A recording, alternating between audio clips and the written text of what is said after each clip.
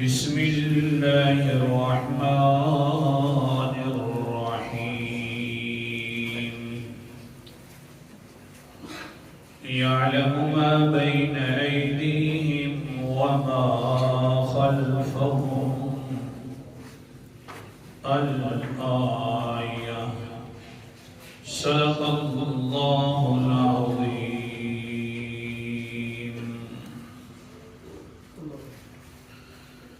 جانتا ہے اللہ تعالیٰ جو کچھ ان کے آگے ہے، وما خلفہم جو کچھ ان کے پیچھے ہے۔ اللہ تعالیٰ کے علم الغیب پر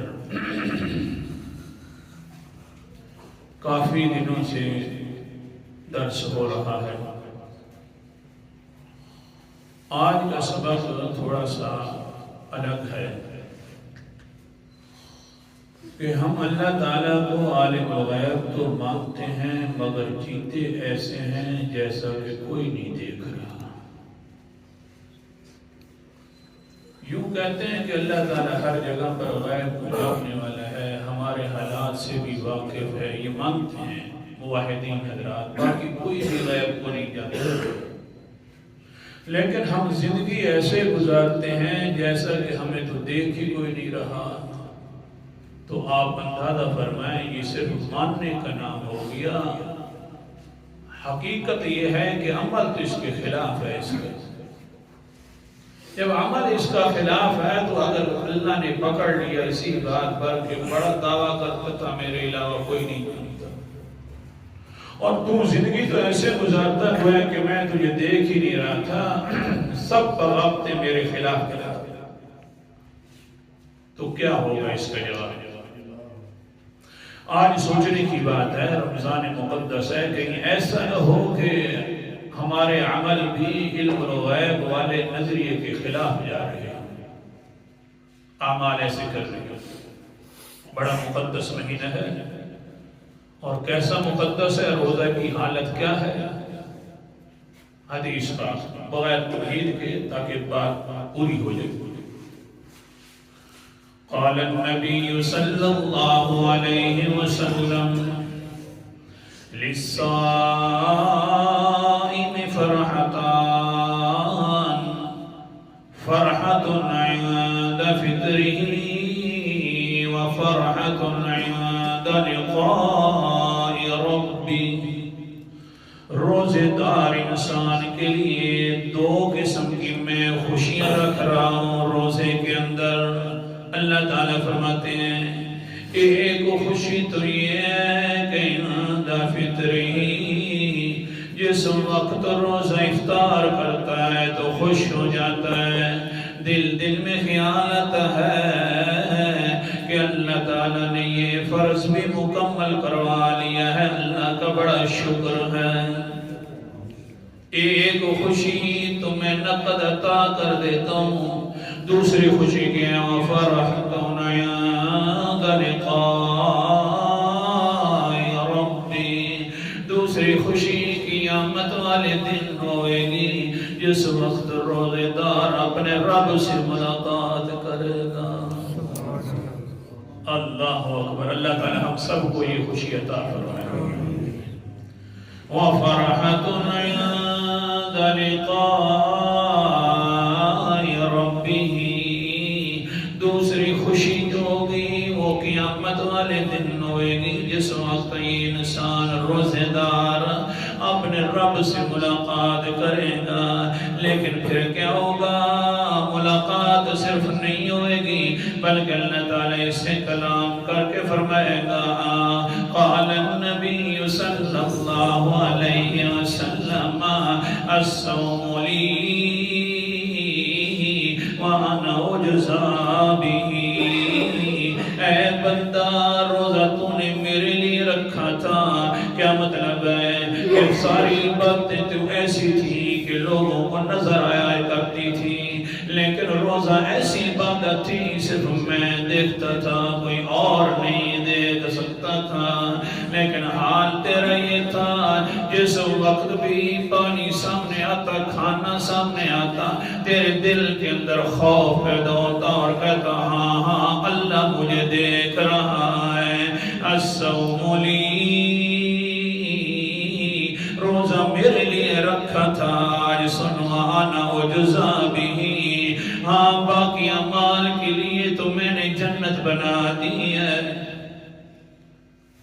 فرض ادا کیے جائیں نماز والے تو بدلے میں جنت ملے گی، زکوٰۃ ادا کی جائے تو بدلے میں جنت مل جائے گی، ہاں ہاں باقی حج ادا کیا جائے گا تو بدلے میں جنت مل جائے گی، لیکن اس روزے کا بدلہ جنت نہیں بن سکتا، بلکہ وَأَنَا أُجْزَىٰ بِهِ، اس روزے کا بدلہ میں خود ہوں، مجھے لے لے۔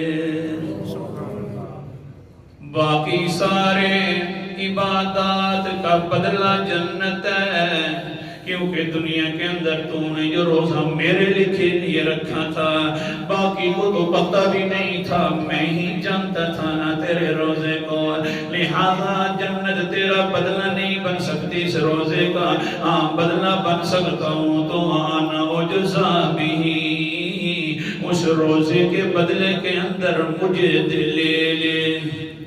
کیا مزہ ہوگا، اللہ تعالیٰ یوں فرمائیں گے، یہ بات بالکل پکی ہے کیونکہ پیغمبر نے فرمایا، کہہ دو بے شک پکی بات، بڑی نظریں ہوئیں گی رحمت والی، کتنی رحمت والی نظر ہے کہ اللہ ہم کلام ہو گیا روزے دار سے، لیکن 6 بندے ایسے ہیں جتنے روزے رکھتا رہے، جو بھی کرتا رہے، اللہ تعالیٰ اس کی طرف نظر رحمت نہیں فرمائیں گے۔ اب وہ سنیے، سبق کی طرف آ گیا۔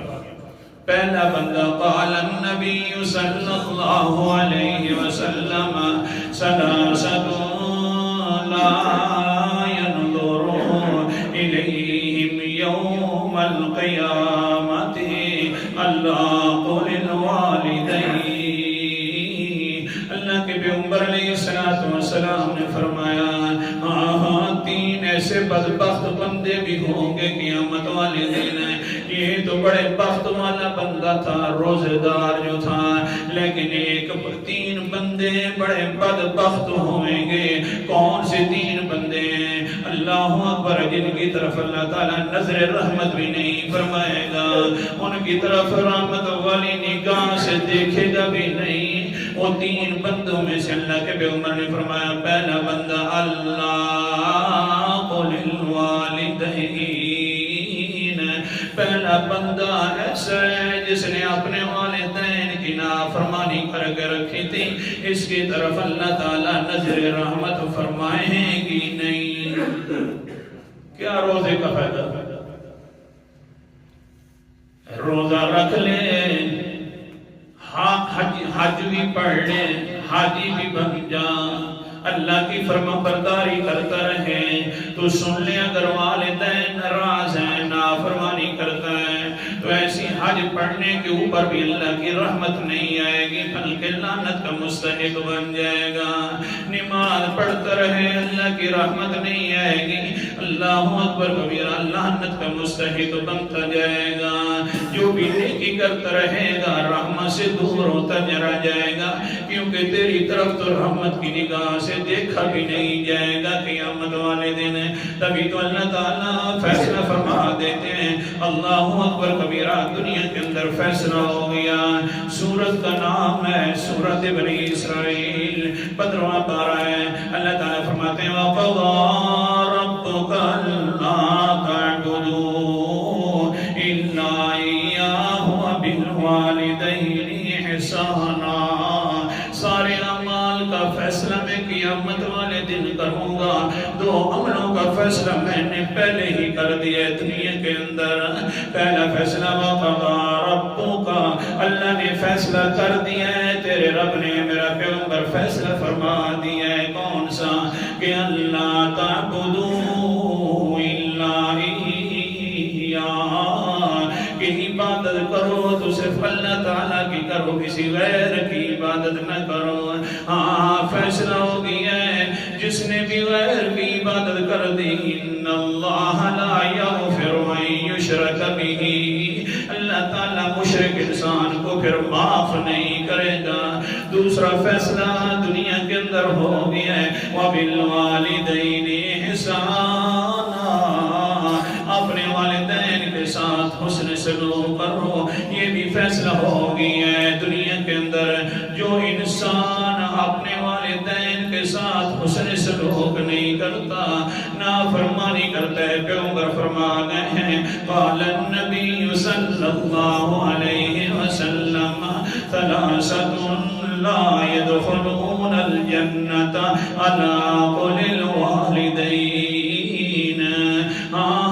تین انسان بدبخت ایسے بھی ہیں جو جنت میں کبھی داخل نہیں ہو سکتے، ان میں سے ایک اپنے والدین کا نافرمان ہے۔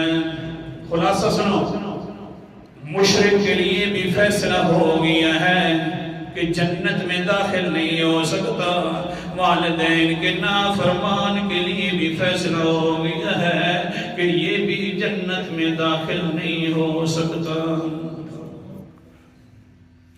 اللہ اکبر کبیرہ، اتنی بڑا اونچا مہینہ ہونے کے باوجود بھی، نظر رحمت والا مہینہ ہونے کے باوجود بھی ایسا انسان ہے کہ اس کی طرف اللہ تعالیٰ نظر اٹھا کے رحمت والی نہیں دیکھیں گے، غصے والی دیکھیں گے، کیونکہ یہ آخرکار احسان فرموش ہے۔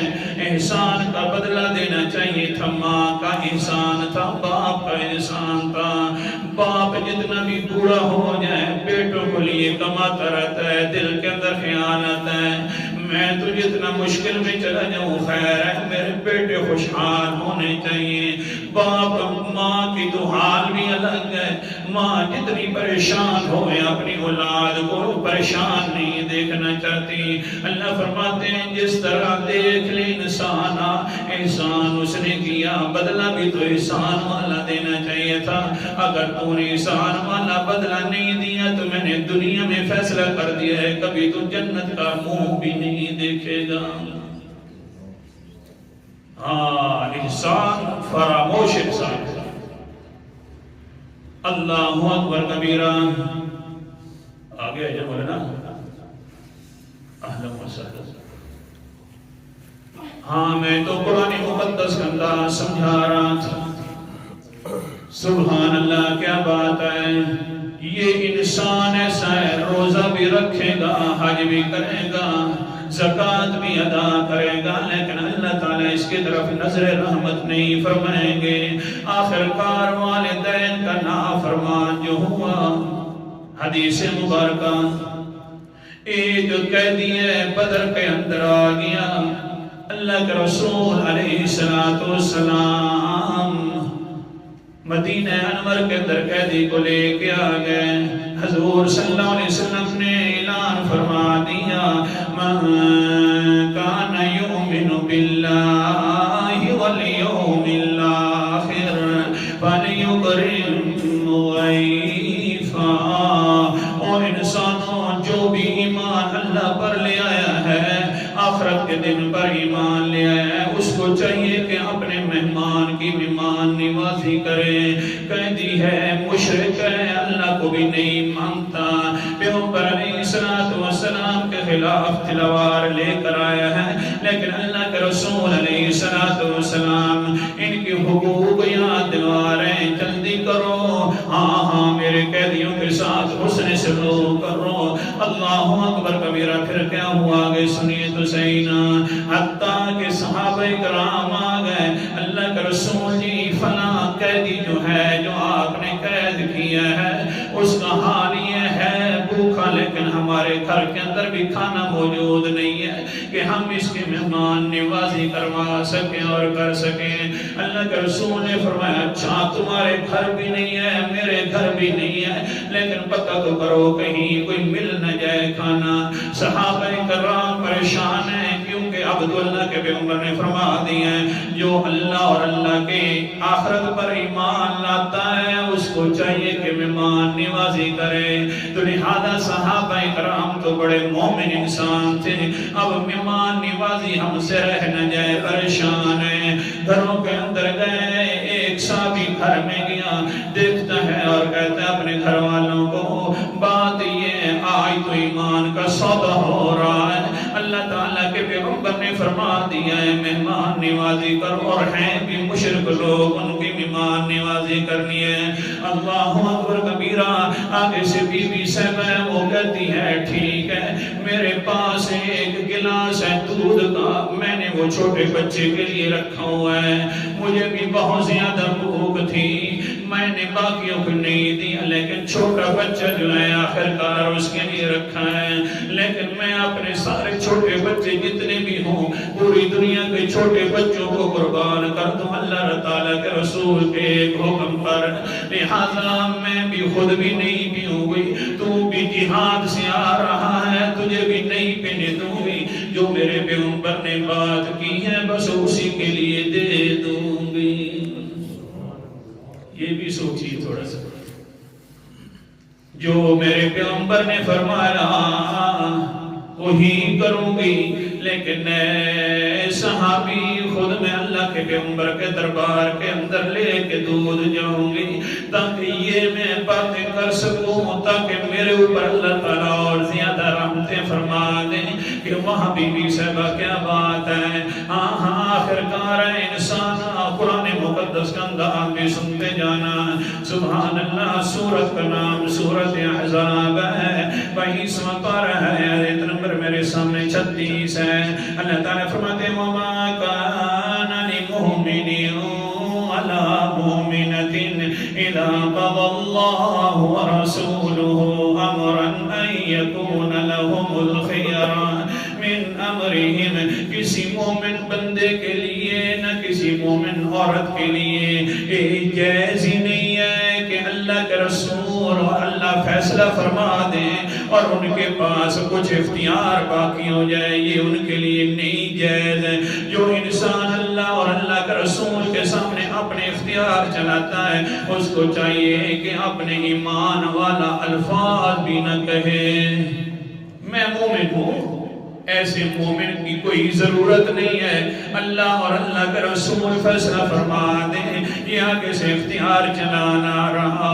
بی بی صاحبہ کہتی ہے اب اختیار تو سارے ختم ہو گئے، دل کے اندر خیال تو یہ تھا کہ میں اپنے بیٹے کو پلاؤں گی دودھ، لیکن اب جب پیغمبر کا فیصلہ آ گیا ہے نہ میرے اختیار چلنے ہیں، اے میرا خاوند صاحب جی، نہ تیرے اختیار چلنے ہیں، اللہ اور اللہ کے رسول کے اختیار چلتے ہیں، ہماری جانوں پر بھی اللہ کے اختیار ہیں، اور اللہ اکبر کبیرہ ہمارے مال پر بھی اللہ کے اختیار ہیں۔ کچھ سمجھ آ رہا ہے؟ آ گئی دودھ لے کر پیالہ، سبحان اللہ۔ اللہ کے رسول علیہ السلام کو بتلائیں، اللہ کا رسول جو اعلان فرمایا تھا، ایک بی بی صاحبہ پیالہ لے کر آ گئی دودھ والا اور کہتی اللہ کے رسول سے میں نے بات بھی کرنی ہے۔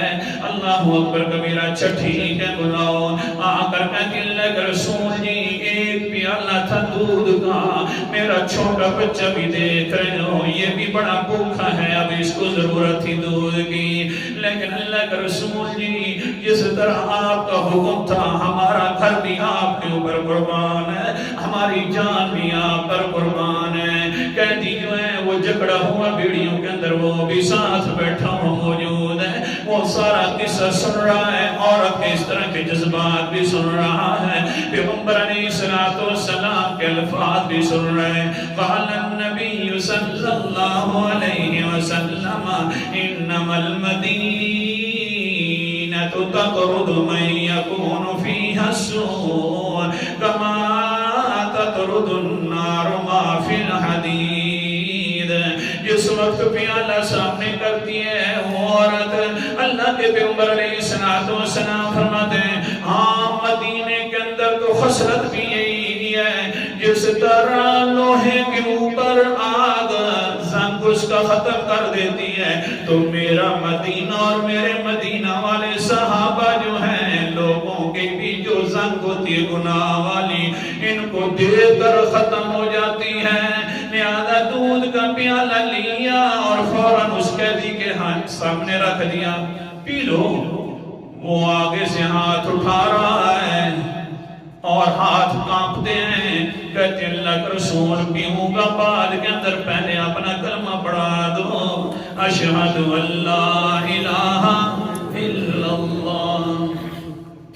یہ ہے ماں، جس وقت کلمہ پڑھ لیا، اللہ کے رسول کی طرف متوجہ ہو کر کہتے ہیں اللہ کے رسول جی، میں نے سنا تھا کہ آپ کے اوپر صحابہ اس طرح دیوانے ہو گئے، نہیں دیکھتے اپنی اولاد کو، نہیں دیکھتے اپنے جذبات کو۔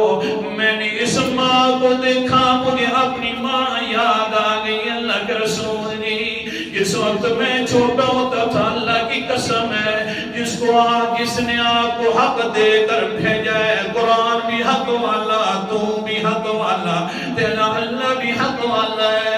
میری ماں بھی اسی طرح میں چھوٹا ہوتا تھا، رو بھی رہا ہے وہ نیا مسلم، اور کہہ رہا ہے کہ میری ماں بھی اسی طرح کرتی تھی، سارے بھوکے تو دیکھ لیتی لیکن مجھے بھوکا نہیں دیکھ سکتی تھی۔ لیکن کمال صحابیہ کا ہے اللہ کے رسول نہیں، آپ نے اعلان فرمایا ہے، اپنے بچے کو بھی بھوکا دیکھ رہی ہے لیکن آپ کی نافرمانی نہیں کر رہی۔ دل کے اندر خیال آ رہا ہے بھلا جس طرح جس وقت اتنا اونچا پیغمبر ہے تو ہم بھی اس اونچے پیغمبر کے پیچھے چلنا۔ آخری حوالہ قرآن پاک کا، اللہ اکبر کبیران، سورت کا نام سورت النحل ہے، 14واں پارہ ہے۔